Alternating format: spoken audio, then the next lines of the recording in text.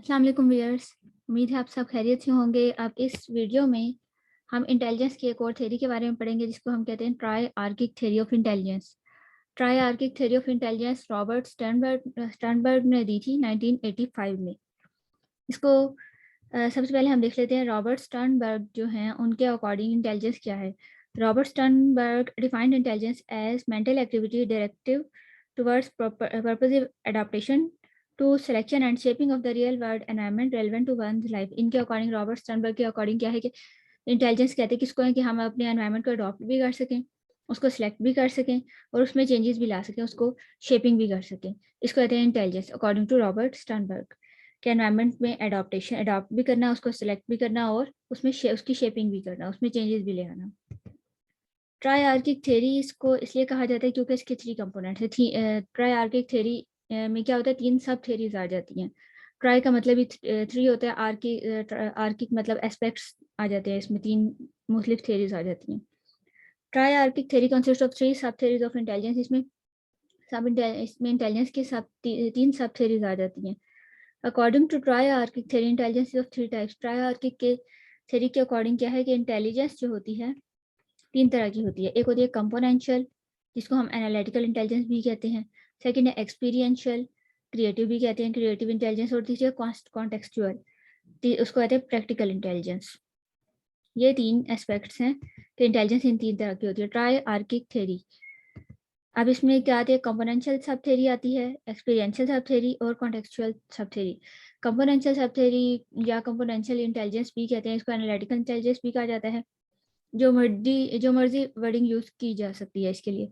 Experiential intelligence को creative intelligence भी कहा जाता है और कॉन्टेक्सचुअल इंटेलिजेंस को प्रैक्टिकल इंटेलिजेंस भी कहा जाता है। अब हम इसको देख लेते हैं कि इन तीनों सब थ्योरीज में क्या क्या आ जाता है। सबसे पहले कंपोनेंशियल सब थ्योरी है। कंपोनेंशियल सब थ्योरी कंपोनेंट से निकला है, कंपोनेंशियल का वर्ड। कंपोनेंशियल सब थ्योरी में क्या होता है, इसके कंपोनेंट्स आ जाते हैं। अकॉर्डिंग टू कंपोनेंशियल सब theory intelligence is determined by three sets of mental processes. मतलब जो हमारी इंटेलिजेंस होती है उसके तीन कंपोनेंट्स हैं, तीन तरह के मेंटल प्रोसेसेस उसमें आ जाते हैं, तीन काम आ जाते हैं इंटेलिजेंस में, जो कि क्या है, मेटा कंपोनेंट्स, परफॉर्मेंस कंपोनेंट्स और नॉलेज एक्विजिशन कंपोनेंट्स। ये तीन कंपोनेंट्स हैं, मेटा कंपोनेंट, परफॉर्मेंस कंपोनेंट्स और नॉलेज एक्विजिशन कंपोनेंट। इसको हम आगे देख लेते हैं कि ये तीनों कंपोनेंट्स क्या हैं। मेटा कंपोनेंट्स कहते हैं कि control, monitor and evaluate cognitive processing. मतलब हमारी जो भी कॉग्निटिव प्रोसेसिंग है, हमारी थिंकिंग वगैरह, उसको कंट्रोल करना, उसको मॉनिटर करना, इवेल्युएशन करना। जैसे भी पहले मैंने बताया था कि कंपोनेंशियल सब थ्योरी है, इसको हम एनालिटिकल इंटेलिजेंस भी कहते हैं। इसमें क्या होता है कि हम एनालिसिस करते हैं, अपनी सारी थॉट वगैरह का एनालिसिस वगैरह किया जाता है। मेटा कंपोनेंट्स में क्या होता है, control, monitor and evaluate cognitive processing. जो हमारी कॉग्निटिव प्रोसेसिंग होती है उसको हम कंट्रोल भी करते हैं, मॉनिटर भी करते हैं, इवेल्युएशन भी करते हैं कि हम क्या सोच रहे हैं। सेकेंड है performance component. Performance component performance से रिलेटेड, एक्शन से रिलेटेड है कि आप डिटरमाइन करते हैं कि कौन सी स्ट्रेटेजीज आपने यूज करनी है, वो एनालाइज करते हैं कि आपने कौन कौन सी स्ट्रेटेजीज यूज करनी है। और नॉलेज एक्विजिशन कंपोनेंट में क्या होता है कि नॉलेज एक्वायर करना, नॉलेज को एनकोड करना, उसको कंबाइन एंड कंपेयर, नॉलेज आपकी जो पहली नॉलेज है उसके साथ कंपेयर करना। तो कंपोनेंशियल इंटेलिजेंस में ये तीन चीज़ें होती हैं, ये तीन चीज़ें आ जाती हैं कि आप अच्छे तरीके से नॉलेज एक्वायर कर सकें, मतलब उसको एनकोड वगैरह कर सकें। उसके बाद फिर आप उसको एनालाइज वगैरह करें कि आप जो भी सोच रहे हैं और इवेल्युएट करें उसको सारे को, और ये चीज़ डिटरमाइन करें कि आपने कौन सी स्ट्रेटेजीज यूज़ करनी है।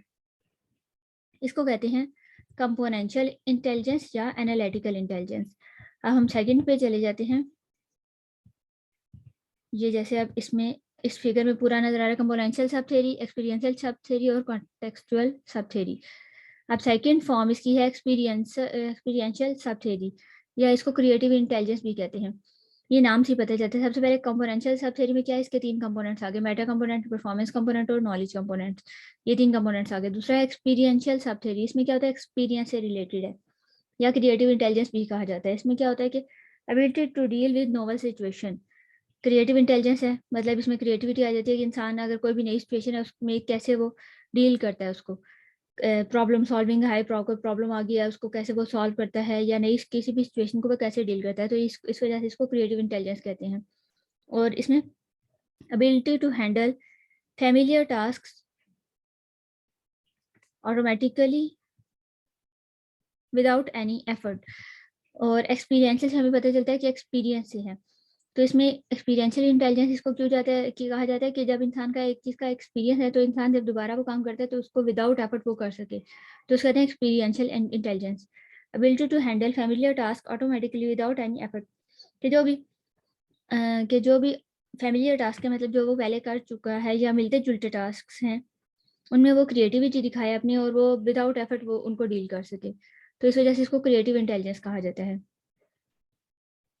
थर्ड है कॉन्टेक्चुअल सब थ्योरी। कॉन्टेक्चुअल कॉन्टेक्स्ट से रिलेटेड, एनवायरनमेंट से रिलेटेड है कि, और इसको प्रैक्टिकल इंटेलिजेंस भी कहा जाता है कि इंसान जब अपने रियल एनवायरनमेंट में है, कोई भी उसने कुछ भी पढ़ा है या कोई चीज़ सीखी है, तो रियल एनवायरनमेंट में उसको वो कैसे अप्लाई करता है, कॉन्टेक्चुअल इंटेलिजेंस या प्रैक्टिकल इंटेलिजेंस कहते हैं इसको।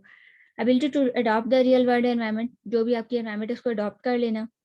सिलेक्शन ऑफ सूटेबल एनवायरनमेंट, कोई भी आप सिलेक्शन कोई भी आपने काम करना है उसके लिए आप सूटेबल एनवायरनमेंट को सिलेक्ट करना। या shaping making changes to environment, जैसे आपने कोई बिजनेस का प्रोजेक्ट शुरू करना है तो आप उसके लिए भी एनवायरनमेंट सेलेक्ट करेंगे।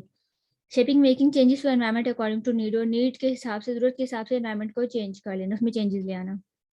कॉन्टेक्चुअल इंटेलिजेंस में क्या होता है कि इंसान किसी भी एनवायरनमेंट को अडॉप्ट कर सके, उसमें ये काबिलियत हो और वो सिलेक्ट कर सके कि कैसा एनवायरनमेंट उसको चाहिए और उसको उसके अंदर चेंजेस भी ला सके। तो ये कॉन्टेक्चुअल सब थ्योरी या कॉन्टेक्चुअल इंटेलिजेंस या प्रैक्टिकल इंटेलिजेंस इसको कहा जाता है। तो ये थी ट्रायआर्किक थ्योरी। ट्रायआर्किक थ्योरी किसने दी थी? रॉबर्ट स्टर्नबर्ग ने दी थी। इसके अकॉर्डिंग ट्रायआर्किक थ्योरी इसको इसलिए कहते हैं क्योंकि इसमें 3 सब थ्योरीज आ जाती हैं, और तीनों सब थ्योरी एक कंपोनेंशियल सब थ्योरी है, जिसमें है कि जो इंटेलिजेंस है वो 3 चीज़ों से मिलकर बनी है। अगर वो तीनों चीज़ें अच्छे से हो रही हैं, तीनों कंपोनेंट्स अच्छे तरीके से इंसान कर रहा है, तो वो कंपोनेंशियल इंटेलिजेंस है या एनालिटिकल इंटेलिजेंस है। दूसरा है एक्सपीरियंशियल सब थ्योरी या क्रिएटिव इंटेलिजेंस, मतलब कोई भी नई सिचुएशन आ गई है तो फिर इंसान उसको, या फैमिलियर सिचुएशन आ गई है, इंसान उसको कितने अच्छे तरीके से डील कर सकता है, इसको कहते हैं क्रिएटिव इंटेलिजेंस। थर्ड होती है अपने एनवायरनमेंट से रिलेटेड इंटेलिजेंस, के एनवायरनमेंट को इंसान अडॉप्ट कर सके, उसको सेलेक्ट कर सके और उसकी शेपिंग भी कर सके, इसको कहते हैं कॉन्टेक्चुअल या प्रैक्टिकल इंटेलिजेंस। इंटेलिजेंस की और थ्योरी भी आपको यूट्यूब पे मिल जाएंगी। और वीडियो अच्छी लगी है तो चैनल को लाइक और सब्सक्राइब जरूर करिएगा। अगली वीडियो तक के लिए अल्लाह हाफिज़।